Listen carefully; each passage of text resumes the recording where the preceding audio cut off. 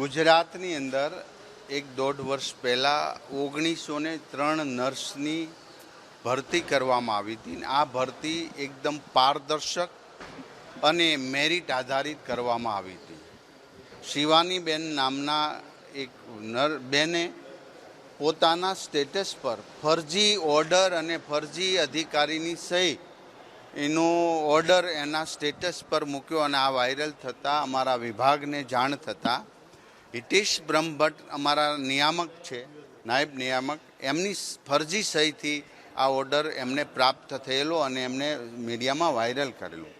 આ જાણ થતાં સેક્ટર 14માં 14 તારીખે 3 વાગે એ પોલીસ ફરિયાદ પણ આપવામાં આવી છે. આવા ફરજી ઓર્ડરો નિકાલી અને કેન્ડિડેટો અને નોકરી ઈચ્છુક લોકોને ગેરમાર્ગે દોરવાનું કૃત્ય કર્યું છે.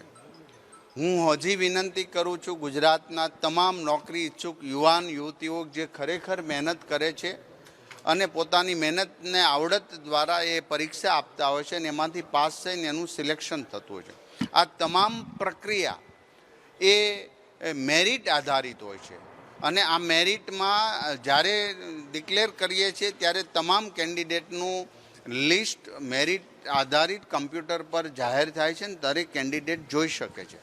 તો આ બેન તો ક્વોલિફાઈડ જ નહોતા થયા તો એને નોકરી મળવાનો કોઈ ચાન્સ નથી.